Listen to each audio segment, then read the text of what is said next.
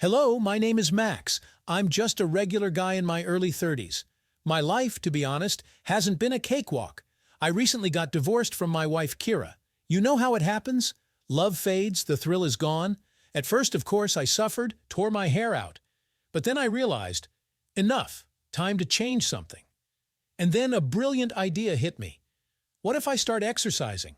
Like a new life, a new me. I'll get pumped, become a stud, and forget my dear spouse like a bad dream. Yeah, sure. Easy to say. Hit the gym. You still have to find a suitable gym, negotiate with a trainer. And to be honest, I know jack about these gyms. I haven't got a clue. But there was nothing to do, so I pulled myself together and went searching. I scoured the whole city, visited all the sports clubs. Either the prices were outrageous or the trainers were sadists. I was already in complete despair, thinking, screw it, forget this fitness stuff. And then, lo and behold, I found just what I needed. A new, modern gym. The instructors are polite, the prices are reasonable. In general, just beauty all around. The next day, early in the morning, I dragged myself to my first workout. I bought sports gear, fancy sneakers. All right, I think. Now I'm a real athlete. Just let anyone try to say I'm a wimp. So I come to the gym, look around. Not bad, everything's decent. The machines are shining, people are bustling around. And then I look. Oh my God, what are the odds? What a meeting. I stand there in the middle of the gym, my mouth agape, and across from me, on the treadmill, who would you think? None other than my former mother-in-law, Margo, in person. I must say, Margo and I have always had a rocky relationship. Even when Kira and I were married, she was always picking on me.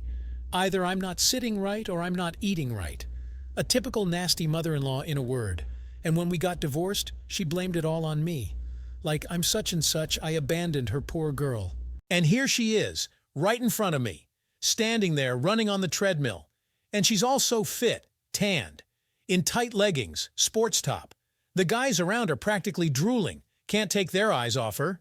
And I must confess, was also a little stunned. I didn't expect such agility from Margo, to be honest. Well, there was nothing to do. I went up to her, said hello. And I'm thinking to myself, now it's going to start. Now she'll remind me about the divorce and my whole worthless life in general. But Margo, to my surprise, smiled quite nicely. "Max, what brings you here?" she says. "Decided to give the old man a shake?" I nearly choked on such a greeting. Who's old here, may I ask? I'm in the prime of my life, you know. Maybe she's already a fossil. Although, looking at her figure, it was hard to believe. "Well, yeah," I reply. "Decided to work on myself, improve my health, pump some muscles. And you, Margo, are you also a proponent of healthy living?" Margo laughed so brightly, almost girlishly. "I've been friends with sports for a very long time, so get used to it. We'll be seeing each other often now." She winked at me and flitted off towards the weight machines, and I was left standing there like a fool watching her go. What a twist, huh? What are the odds of running into your ex-mother-in-law at the gym, and in such a state that it took my breath away? That's it, I think. You're toast, Max. Now you're doomed to see Margo almost every day. And you can't run. You can't hide. You wanted to start a new life yourself, watch your health, so now deal with it, you idiot. For the next couple of weeks, I honestly tried to avoid Margo. Well, as much as possible when you're working out in the same gym. Either I'd come in an hour early or I'd stay late. Anything not to cross paths, not to see her in those tight clothes. But where there's a will, there's a way. Margo seemed to be stalking me on purpose. Wherever I go, she's already there. Either she's flashing her legs on the treadmill or she's stretching in front of the mirror. And the main thing is, always alone, without girlfriends or companions. Just like Miss Lonely, I swear. In the end, I said to hell with it and decided, come what may. I'll go when I can, and whatever happens, happens. After all, I'm not a kid anymore to run from my own ex-mother-in-law. And you know what? As soon as I thought that, life immediately got better. No, seriously. Margo and I started crossing paths at the machines a lot, even giving each other exercise tips. At first, of course, I was a bit shy. Still a mother-in-law, even if former.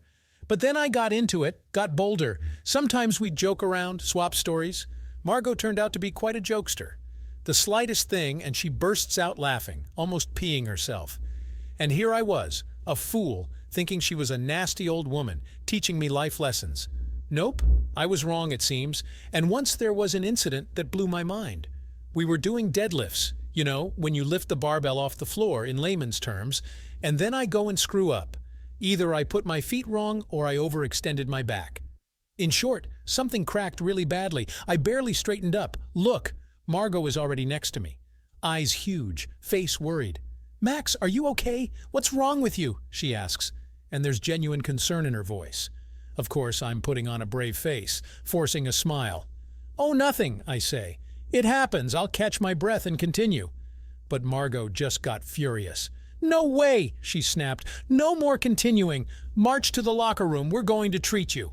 And you can't argue with her, with Margo. What she says goes. So I trudged to the locker room, limping and groaning. And Margo after me, fretting and throwing up her hands, like, what a bonehead, doesn't take care of himself at all. She brought me to the locker room, sat me down on the bench, and she starts rubbing me with some ointments, giving me a massage. And she does it so deftly, with feeling. I even closed my eyes with pleasure. I sit there basking, already forgetting about the pain. And then Margo goes and says, "You're doing great, Max. Look how strong you've gotten, so muscular, a real man." My heart skipped a beat. What does that mean? Margo, my ex's mother, is giving me compliments, and not just compliments, but downright flirting? I turn to her, and my ears are ringing, and I see she's looking at me strangely, eyes shining, lips parted, and her hand gently slides down my back as if by accident. I swallowed and tried to joke it off. "Oh, come on, Margo. What kind of man am I? Just a bag of bones." But Margo only snorted and moved closer. Her breathing became heavy, intermittent. And then it hit me. Holy moly! So that's what it is. Margo, it turns out, is not just being nice to me. She's trying to seduce me, the old hag. Well, I mean, not old. Damn it, I'm totally confused. In general, I realized that things were getting dicey. A little more and something irreversible would happen between me and Margo. But do I need it? She's my former mother-in-law after all. And in general, I'm a decent person, even if divorced. In short, I jumped up as if scalded and started getting dressed. I mumbled something like, "Thanks, Margo. I feel better now. I'm off. Got things to do." And I was out of there, ran out of the locker room, just my heels flashing. And the whole way I'm thinking, I'm in deep trouble now. The divorce wasn't enough. Now my former mother-in-law is hitting on me. What a misfortune. Maybe I should spit on it all and forget about this blasted gym for good. But it was not to be. As they say, you can't escape fate. The very next day, Margo sent me a message. Like, hello, how's your back, sweetie? Drop by today, I'll give you another massage? I nearly dropped the phone at such a twist. Sweetie, seriously? Is that what she called me, or am I imagining things? No, the woman has definitely lost it. Must be really eaten up by loneliness to throw herself at her ex-son-in-law. But the worst part is, something inside me trembled. My heart fluttered, my loins ignited, as if the devil himself nudged me in the ribs. Like, what are you doing, Max? The lady is offering herself to you with all her heart, and you're turning up your nose. Maybe it's worth it, huh? To get into an affair with a fateful mother-in-law, In general, as embarrassing as it is to admit, I fell for it. Shame on me, of course. I don't know what came over me myself. But closer to evening, I trudged back to the gym. Supposedly to get a massage, yeah. I knew, the scoundrel, that I was going not just for a massage, but I couldn't help myself. I was drawn like a magnet. Oh, if I had known how it would turn out, I would have thought 100 times. But who knew? I thought we'd sleep together once and go our separate ways. No big deal. But no, not a chance.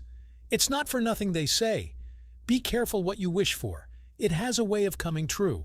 From that very day, Margo and I started something weird. Some kind of game, frankly, with fire. In public, we behaved as usual. Said hello, exchanged a couple of phrases. But as soon as we were alone, off we went to seventh heaven. Either Margo would accidentally touch me in the locker room, or I'd wink at her sneakily when no one was looking. And our joint workouts? That's a whole other story. Who came up with all these stretching exercises where you have to help each other? Clearly some pervert, no doubt. Imagine this. I'm lying there, on the mat, and Margo is hovering over me, pressing my leg to my chest, breathing heavily, her breasts heaving. She might as well fall right on top of me. And I'm lying there all red as a lobster, in nothing but my shorts. and I'm praying that no one notices how physically glad I am to see this woman. Shame. I just can't take it. Or here's another one. Let's say we're pumping biceps. I'm grunting and straining there with the barbell, and Margo is fussing around like spotting me. And she keeps trying to pinch my arm or stroke my back, supposedly showing me how to flex my muscles properly. Yeah, right. I know your muscles, ma'am. I know perfectly well where this is going. In short, we got to the point where we couldn't even look at each other calmly anymore. The slightest thing and sparks would fly from our eyes. Our bodies would tremble.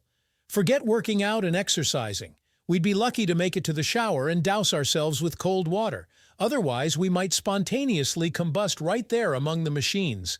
And if it were only physical attraction. But no, far from it. Margo and I started having conversations. Heart to heart, you know. While we're doing abs or cardio, she tells me about her life.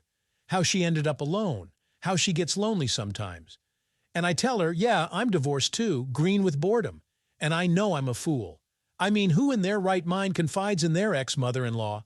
Especially on such topics. But no, I've opened up, you see. Bearing my soul, damn it, I'm just amazed at myself. What are you doing, you idiot? But it's too late to stop myself. The process, as they say, has begun. And with each day, the tension between us grew and grew, bound to explode any moment. And what do you think?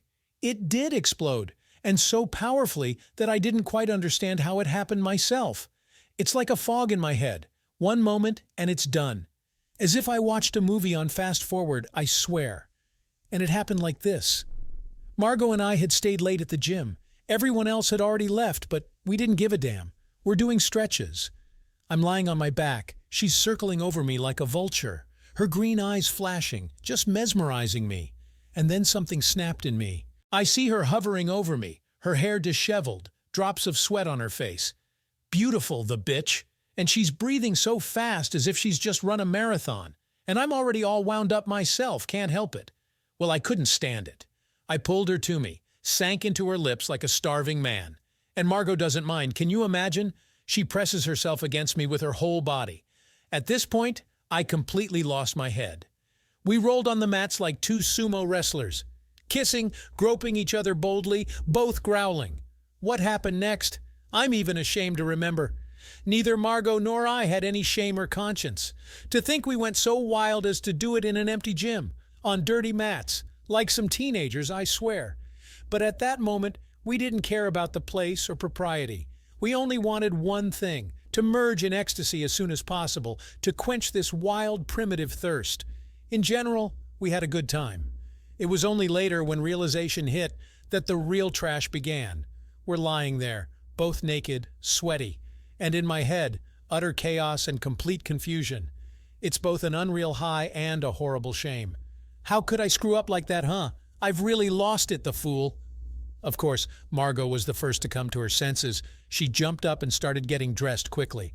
And she's muttering something incoherent like, how could this happen? What have we done? And her eyes are darting, her hands are shaking. Apparently, she's also in shock at her own prowess. I wanted to calm her down, to say something special, like it happens. Who doesn't it happen to? But no way. Margo just brushed me off and bolted out of the gym, left me there alone to lie and ponder. And what was left for me to do? I trudged home, all in turmoil. In my soul, nothing but anguish and self-flagellation. How could this be? I used to be a normal guy, never caught doing anything like that. But as soon as I got divorced and started going to the gym, that's it. My head went spinning. No shame, no conscience, just animal instincts.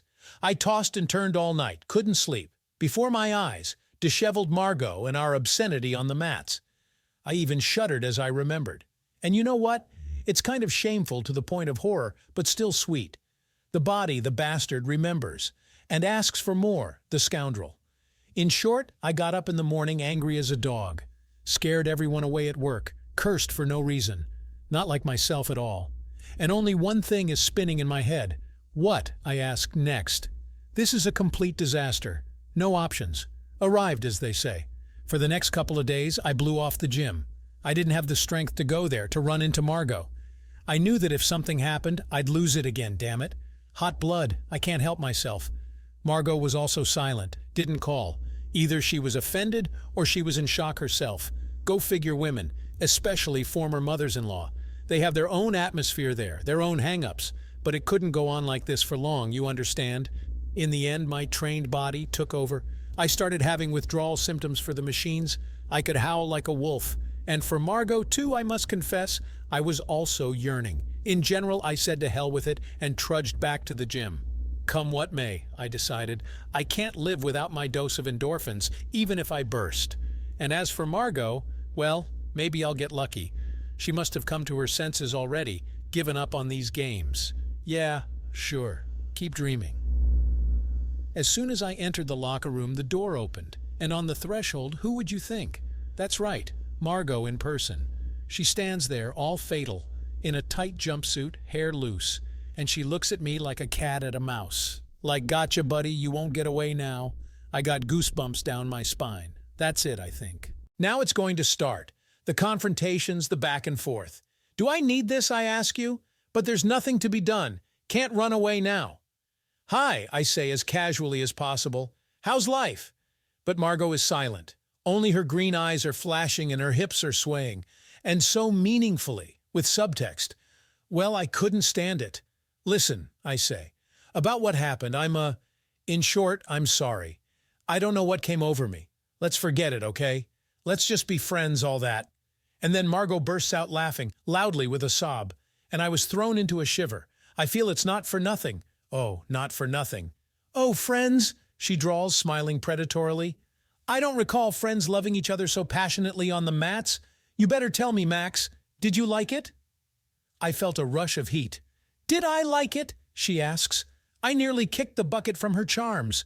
But out loud, of course, you can't say that. Pride won't allow it. What does liking have to do with it? I grumbled. It was an accident, that's all. It happens to everyone in their youth. And Margo comes closer, wraps her arms around my neck, and whispers right into my lips, let's repeat our accident. Right now, huh? I kind of missed you. And she grabs me by that very spot. I nearly choked on such a twist. What does that mean? She wants more? What an insatiable woman, forgive me, Lord. I was about to refuse, to push her away. But no way. As soon as Margo pressed herself against me with her whole body, my mind went blank.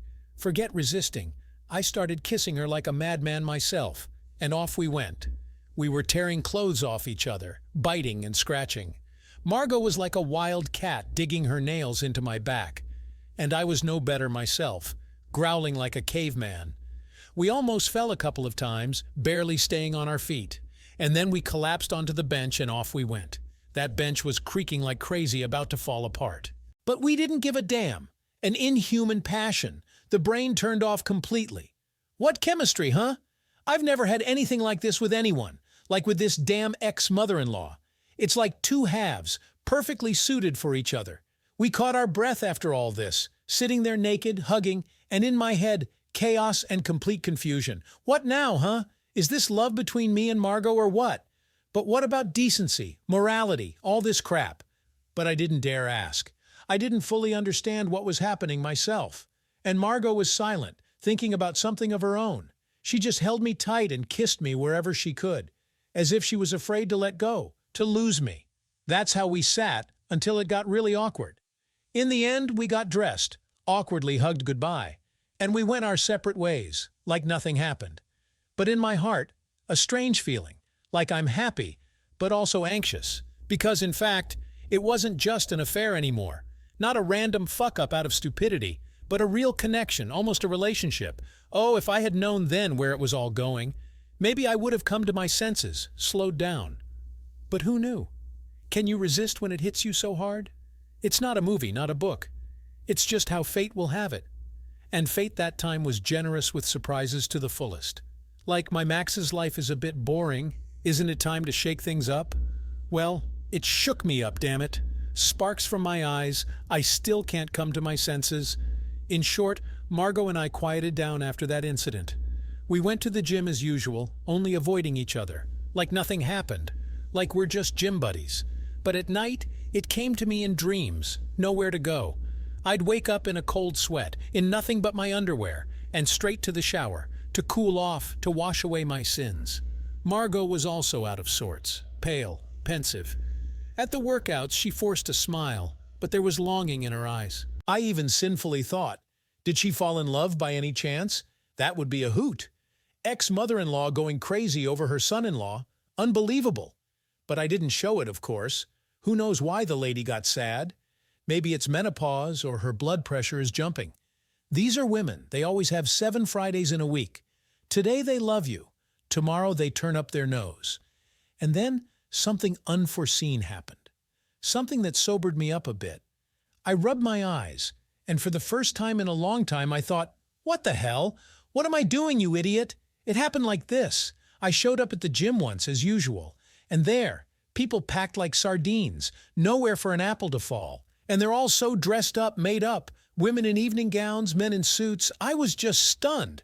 What is this? Have they gone crazy? Are they going to a disco or what? I look, and in the center of the gym, Margo is standing, smiling so mysteriously, waving her hand at me. Like, come here, darling, don't be shy. And next to her, some huge dude, bald bull neck. And he looks at me like I owe him $1 million. Well, I went over. What else could I do? Gotta figure out what circus they've put on here. And Margo grabs me by the arm and drags me to the guy. Meet him, she says. This is Boris, my new beau. And this is Max, just a good friend. We work out together sometimes. My jaw dropped. A beau, then? A good friend? Oh, great. And what about me, your secret love? No, the old woman has definitely lost her conscience. Decided, apparently, to arrange her personal life in her old age, and didn't even remember me, threw me out like a used condom. But I didn't show it, of course. I smiled stupidly, shook hands with this Boris, and I'm shaking all over, just want to smack him in the face. Look at him, pumped up on steroids, spreading his grabby hands, you see. And what Margo and I had, so a trifling nonsense then. In general, I couldn't stand it. I put on a stone face, threw out some standard phrase, and I got out of there quietly, not looking at anyone.